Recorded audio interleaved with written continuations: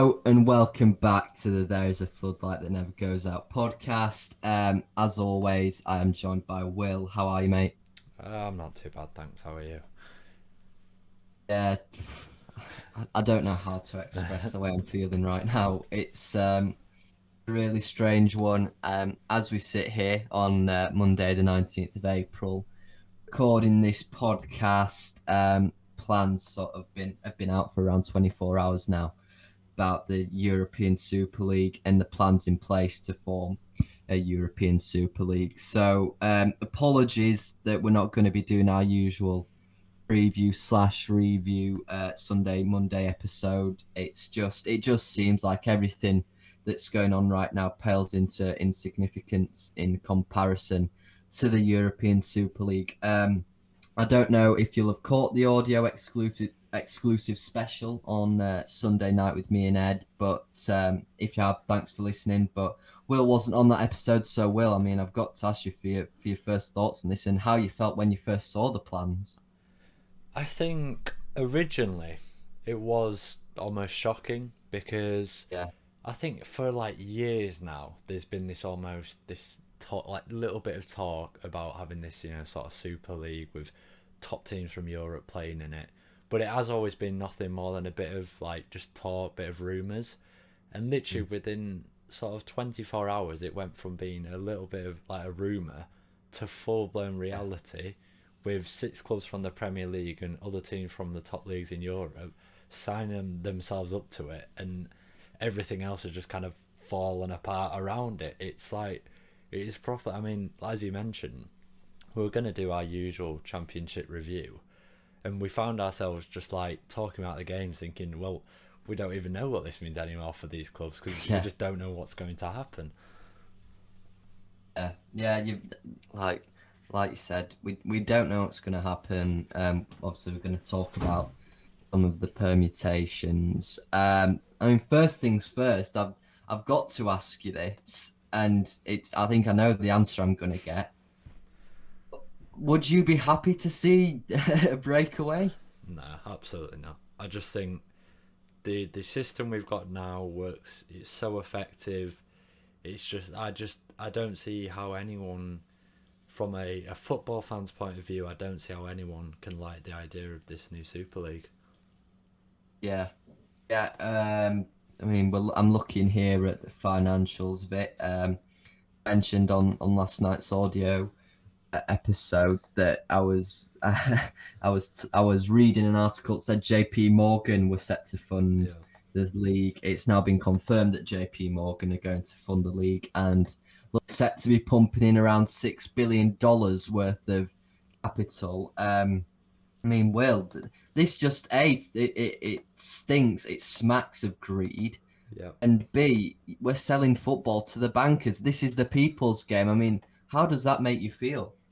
I mean, I think everyone will be very, they'll know the phrase, created by the poor, stolen by the rich, and this is it couldn't be any more perfect in this case. It's just like you say, it's the people's game that is nothing without fans, has just been literally robbed from us by these billionaires who literally, I think most of them don't really care about football, don't understand football, don't understand what it's like to be a fan of football, giving, literally your money to go watch your team and the sort of emotions that come with that.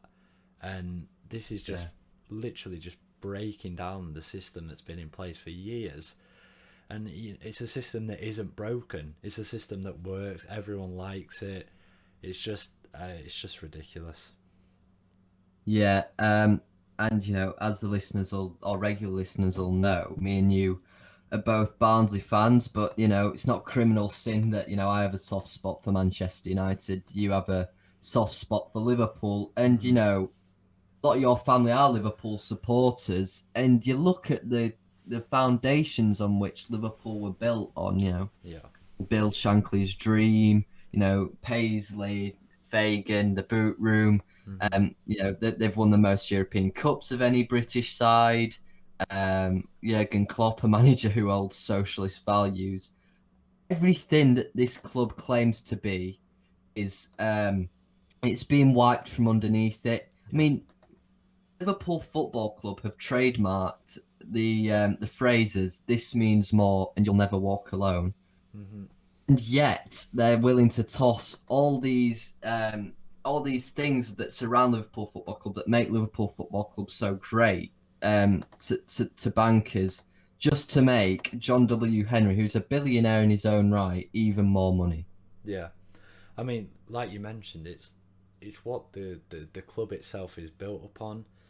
It's it's probably one of sort of the big things we see in Europe that we've been led to believe is still for the fans. You know, the fans have such a big influence, and this is just clear evidence that it's not. It's a lie. Mm. It's Liverpool only until recently used marketing campaigns built around this idea of it being funded by the fans and it's all for the fans, for the people of Liverpool, and it's just this is just proven that it's a complete load of rubbish and nothing more than a marketing campaign. They couldn't care less is how it is. Like you say, it's all about the Yeah. man at the top making a few extra quid, and the knock-on effect that has is just unbelievable.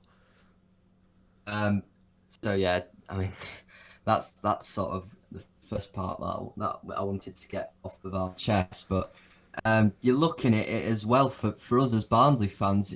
We're having our most successful year in 21 seasons, and yeah, it doesn't feel like we are now going to have a successful season. 42 games of blood, sweat, and tears. Currently sixth in the championship. And there's a good chance that if these teams do get expelled from the Premier League, we will be a Premier League club. But what would that mean for you as a Barnsley fan to get to the Premier League and then just be playing teams that we played in the Championship, 4 or 5 years ago? Yeah, it just loses the magic touch. The dream of getting into the Premier League is based around those trips to Old Trafford, those trips to Anfield. If you just strip Yeah, that from the Premier League, I just don't think it's just not as special. And while of course there's still some big teams going to remain, in the likes of Everton, West Ham, etc. Newcastle. These are big teams. No one's denying that. But when you're a kid, you grow up and you're taught that Man United, Liverpool, these are the big teams. Regardless yeah, of performance on the pitch, they're the big teams. They're the ones that you dream to go and watch. And that's just and the idea of them being stripped away and put into a closed league somewhere that no one is really that bothered about just completely ruins that. yeah. It certainly does. And well, I mean, and this is the next thing I want to touch upon. More broadly, we're seeing an Americanization of the sport, Yeah. and football is just as Liverpool's built on principles. Football's built on principles of competitiveness. You get rewarded for wins, and you well, get the opposite for defeats. You get relegations Hmm. for defeats. You get promotions for victories, and we're seeing this competitiveness taken out of the game by American owners, by the likes of Joel Glazer, who don't even understand the offside rule. And we're Hmm. doing it with clubs like Arsenal, who are ninth in the Premier League, Tottenham, who are seventh. These clubs probably aren't even in the top 30 best teams in Europe at the minute. Yeah. And yet they're forming this conglomerate, which is calling itself Super. Yeah. Um, the thing I want to ask you is, do you think it even can be successful? Well, I just think it's one of those things you've got to think about the Premier League as a league. Most times out of 10, obviously, there's the odd rare occasion. Probably two-thirds of the way through the season, you pretty much know who's going to win, whether it's down to Yeah, one or two teams, maybe three. You pretty much know who's going to win. That being said, in this so-called Super League, it'll be the same in that. So by two-thirds of the season, whatever, you're going to know who roughly is going to win, and there's nothing else to play for apart from winning it. You can't get relegated, so you're not fighting to stay up. There's no European to try qualify. So apart from maybe yeah, the very top few teams who are fighting to win it, the other teams just aren't going to care anymore. They've got nothing to fight for. So we're going mm, to see a big part of the season of just boring, dull games that mean nothing. I think that in its own is a big problem. And then you could talk about the massive knock-on effects it has on. I mean, originally it was said that these clubs wanted to continue in their domestic leagues. That like simply just would never work because Yeah. if you still had the likes of Liverpool etc. playing in the Premier League, and instead of playing the Champions League, they were playing in the Super League midweek, it wouldn't work because you would have Liverpool, Man United, etc. would still be doing well domestically in the league probably, and so they'd be up there maybe third, fourth, whatever. However, they wouldn't be qualifying for the Champions League in those spots because they were in the Super League. So then you'd have teams who were below them who would actually be getting the benefits of finishing. It's a flaw. Like it just doesn't work. So that the only way to do it would be to strip them from the league entirely, and we've just spoken about the problems Yeah. that causes. I mean, there's been a lot of talk over the years now of how the top six is a monopoly, and Yeah, it's a closed party for these so-called super clubs, the so-called Big Six, like I said. Yet there's still the pipe dream that my club might one day be able to get there, might be able to get into Europe, might be able to get into the Champions League, and we look at clubs like Leicester who 2013-14 they were playing Barnsley, and 2 years later they won the Premier League. yeah, You look at West Ham. I know they've spent a lot of money, but they're currently in a Champions League spot. To do this, and like you said, even if these clubs were allowed to still take part in their domestic divisions, the amount of money that's being pumped in by JP Morgan would literally make the Premier League uncompetitive, yeah. and it's pretty uncompetitive as it is. But if you talk about £350 million cash injections into each of these clubs, how on earth is a team like Brighton, Burnley meant to compete with these teams? And yet apparently they're meant to be on a level playing field. Yeah, absolutely. It just doesn't work, and I don't want to say they've not thought about it because they clearly have done, but they've thought about it from this greedy, selfish point of view, which is they're still going to make more money, and it's that's clearly all they care about, and I think it's one of them where for this to let's face it, the billionaires, they were never going to turn down an offer which makes them more money. That was never going to that's not the problem. I think the problem is that somewhere along the line it's these people who've gained full control of the clubs and have just stripped it from its roots of being clubs for the fans, and in the modern game we just don't see that anymore. The sort of relationship between fans and owners is in the majority of clubs is non-existent, and that's why we're going to see probably more things like this because the billionaires were never going to turn down more billions, were they? No, you're right there, and said this isn't a problem that's happened overnight. Yeah, maybe the Super League news has broke to us overnight, but this is a problem that's you can probably root back to the early 2000s of Abramovich taking over at Chelsea, the Glazers taking over at Manchester United with a leveraged buyout, which meant not only have they never put a penny of their own money into the club, taken out of the club, they're now going to try and pretty much kill the club.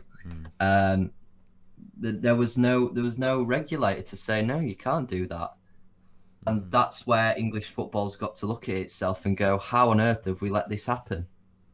Yeah, It's disgusting.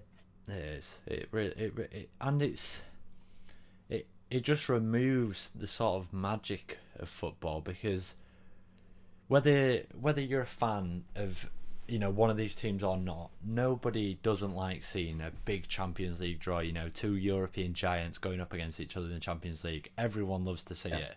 Everyone enjoys it. Doesn't matter who you support, whatever. People will watch it, and it works because it'll only happen with those exact teams. Maybe one in every 5 years or something. It's a rare thing to happen, which makes it great. If this is happening every week at midnight in Dubai, it's just, what I mean? It's just not special anymore. It just loses its magic, and it's just I don't know. I mean, I saw, I think what was a great analogy with I think it was Mike McCarthy at Radio Sheffield who makes it. He said the European Super League is like the kid who has to eat chocolate for his breakfast, and he's allowed it once, and he says that's magic. That I'd love to eat chocolate for my breakfast every day. Mm-hmm. And then his parents say, right, you can have it every day then. And Mm-hmm. after a couple of weeks, he says, oh, I don't like chocolate for my breakfast anymore Yeah. because it's too normalized. And that's exactly how I think the European Super League will go. After a season or so, we'll go, who really wants to watch Real Madrid thump Arsenal 4-5-0? Mm-hmm. Yeah. No.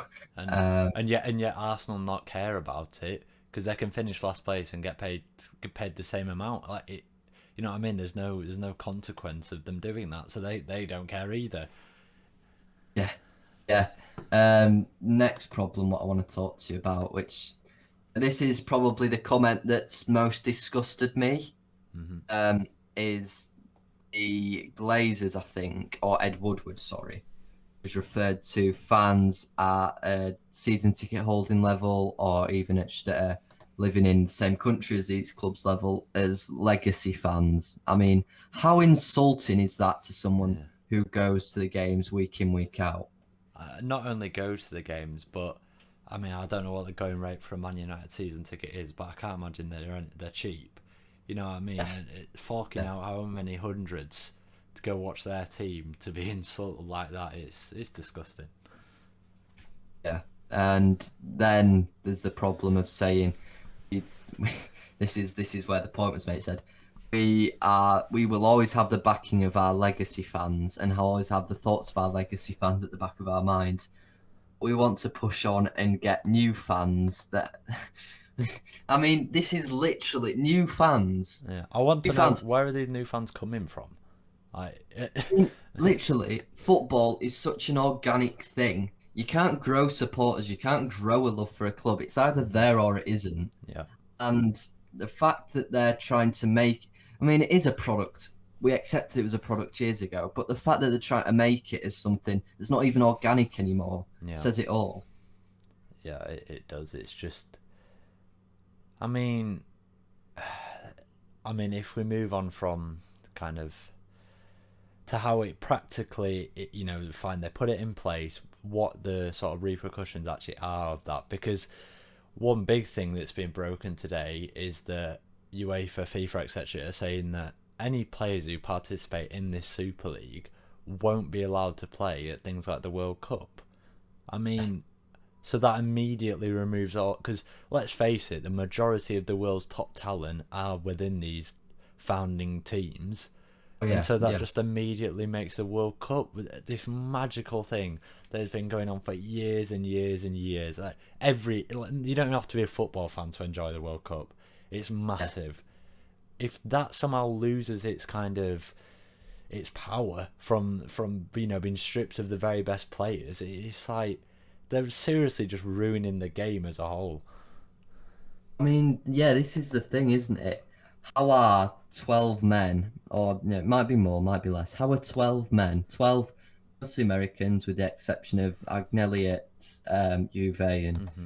Perez at Real, um, unable to take away something so magical? I mean, there's people in this country who live for the England national team, and that's Yeah. it. Hmm. And they're dictating which players can and can't. I mean, UEFA probably have to do this. Yeah. No. It's one of them things they have to say this is what will happen. But if they were to follow through on the threat, which would mean that these big six owners, these owners of other European clubs, were quite simply going to take away these international players from playing for their country, it would be disgraceful. Yeah, it would. And I think a big thing we'll see is I imagine the players who, let's say this league happens, the players who are playing in these games will be the players who play for the money. Yeah, Because I think we'll see the players who are seriously like passionate about the game, they'll want to be playing for something and have the chance to go and play for their country at the World Cup. You know what I mean? They'll want to play in the Premier League and push for the Champions League or whatever. They won't want like a footballer isn't going to want to play a glorified pre-season tournament as their actual thing, are they? You know what I mean? yeah. Yeah. It, yeah, I really don't know. I mean, we've seen obviously today the news that Mourinho was sacked, and you know, there's debates whether it's about this or whether it's just simply based on performances. We we don't know. Will we see more managers from these clubs? You know, someone perhaps maybe like Jurgen Klopp, who has been Yeah. openly against the idea of this league. You know, will he step down from his job if the club do decide to go ahead with this? You know what will happen. Well, I think that's the next sort of interesting thing, isn't it? What happens next? I mean, I spoke to Eddie about it on the audio exclusive last night about will these managers say no, that's it. Yeah. We don't know what's happened with Mourinho. I mean, the thing that I think the thing that makes sense to me is this cash injection's obviously allowed Spurs to look at their financials and go, right, we can afford to sack him, so we'll Mm-hmm. pull the trigger. Yeah. Now, what's happened in the aftermath of that, I suppose we'll never know until till the book that Mourinho will release. But I think you're right. These players, these managers, won't want to play in a glorified pre-season friendly. And so some of these managers that we see in the Premier League have real values. I mean, Yeah. Jurgen Klopp is a committed socialist, Mm-hmm. and if there was someone to embody Liverpool Football Club, it'd be Jurgen Klopp. Yeah. I think it's going to be really interesting to see what he says on Monday Night Football tonight, because if they ask him a question about the Super League, it might be no comment, but it might be this explosive, Yeah. That's it. event that's seen all around the world, and he goes on a 10-minute sort of rant, this, and then resigns. Yeah. And then it's not only Klopp though. Despite the fact he works for a club that has its issues with human rights in the country of its owners, Mm-hmm. um, Pep Guardiola's, he's pretty outspoken on his sort of, left wing views, and even on the touchline, he's shown support for a lot of refugees. He's shown support in the past for Spain, for Catalonian independence from Spain. Yeah. So these aren't, not politically charged coaches, and see what happens next will be interesting. But you look at, I'm looking here, and we seem to get a new bit of news every 5 minutes, don't we? But this is the latest. In a meeting on Friday from the UEFA Executive Committee, they will discuss expelling the two Manchester clubs, Chelsea and Arsenal, from the semi-finals of the Champions League and Europa League. Now, what does that mean to these players? Especially, Man United, who've played 51 matches already this season, that Mm. everything they've worked towards this season is going to be gone like that Yeah. just because of their owners.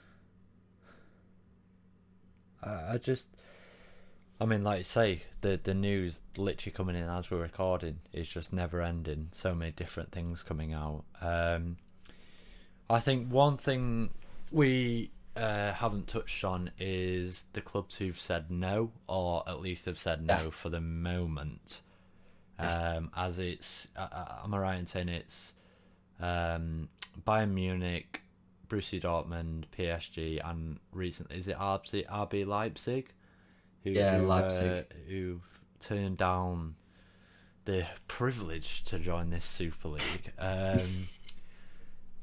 Do you think that'll stay the same? You know, will these clubs eventually, not be able to resist the money, or will they stick to their guns and not join Well, this league? yeah, it's going to be an interesting one to wait and see. But it, I think Bayern are under huge pressure, to be honest, to join this Super League, and Yeah, PSG for that matter. I think yeah, them two clubs are under immense pressure because although this season we're seeing a very competitive league, mm, PSG will win that league 9 seasons out of 10. yeah, So there's pressure for them, and I think there's a good chance that they will cave in. I mean, we're seeing a 14-day deadline for them to join the Super League. Maybe they'll wait it out. We'll never know. But in Germany, it's the 50+1 rule, isn't it? And it's something that's got a lot of traction, a lot of talking about it a lot since the announcement, saying this is a model that should be adopted over here, and it would require a certain percentage of the fans to agree to this. I mean, I don't envisage a situation where any fan of any club who's going to be joining the Super League would agree to it. So Yeah. in that sense, the German clubs should be okay. And I've read about RB Leipzig. Apparently, I'm not sure if this is true. Someone shall correct me if it isn't, but apparently they don't really comply to the 50+1 rule anyway. So if they want to join, they will join. But their sporting directors come out and said, I think it's a sham. So I'd like to think that they won't. And yeah, I mean, huge credit's got to go to these clubs. Really Yeah. does, because if Bayern and PSG join the Super League, I mean, you can do all the protests you like. There's no negotiations there from UEFA's side, because what can they do? They've lost their biggest asset in Bayern Munich. Yeah. What do you think about these clubs?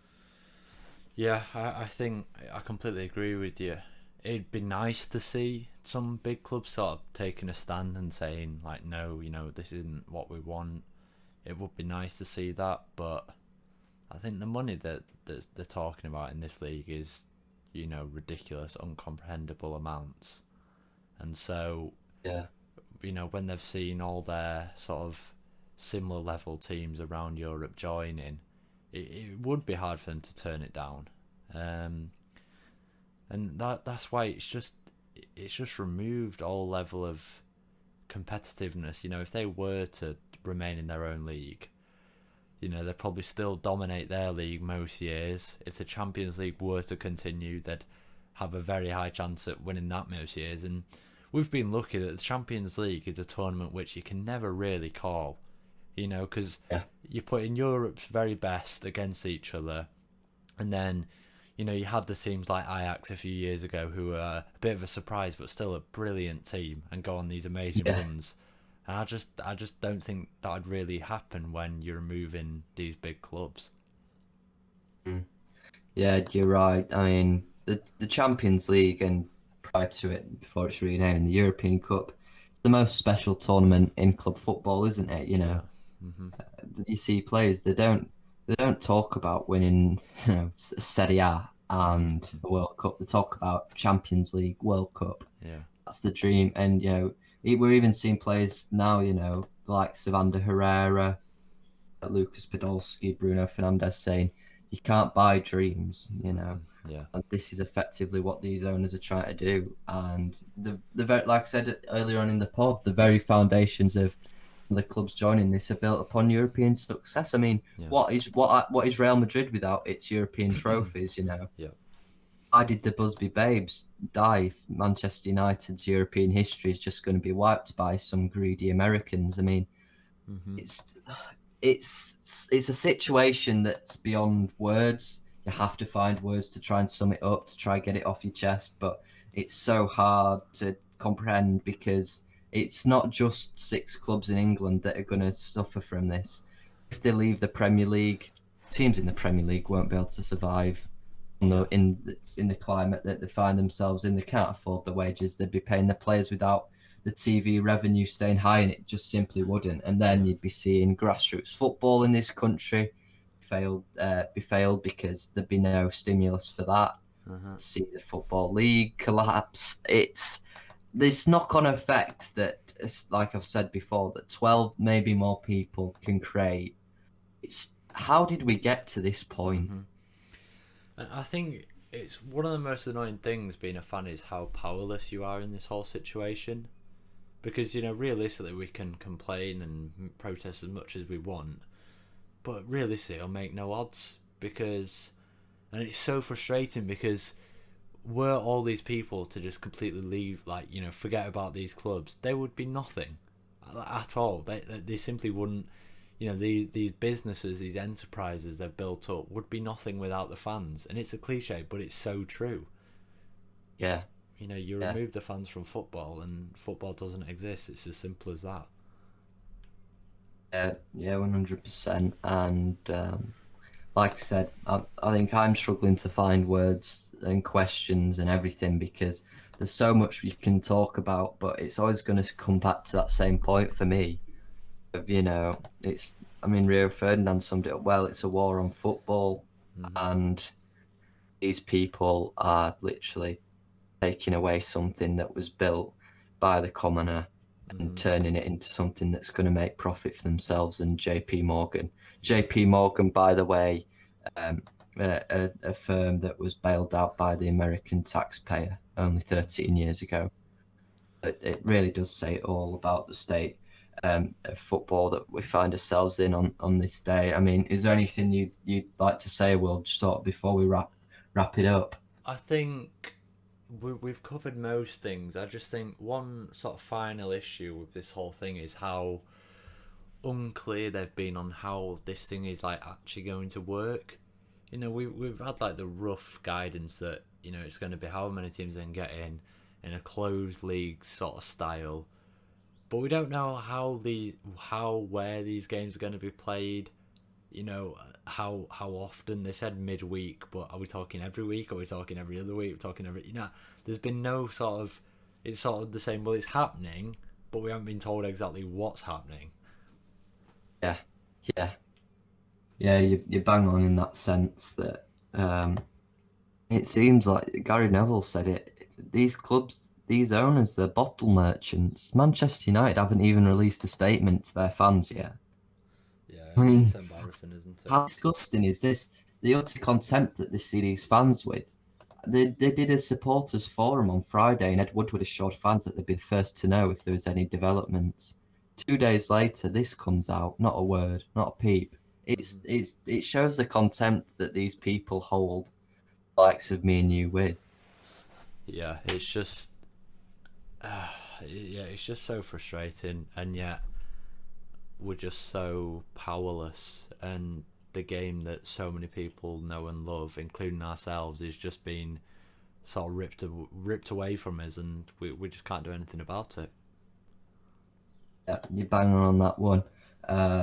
Yeah, a sad day for football is what I'd say, or a sad sort of 48 hours football. Mm. This is the one episode where if you are listening on YouTube, we'd absolutely love it if you left a comment. We'd love to create a discourse on this subject, and we'll be sure to interact with you if you do leave a comment. Please do drop a like on the video, subscribe, follow us on Twitter. If you listen on Spotify, please do follow and subscribe to us. Same with Apple, and please leave a review. Sorry to be bringing you such a downbeat podcast, but I think it's something that had to be done. Yeah. Thanks for listening. Cheers, guys.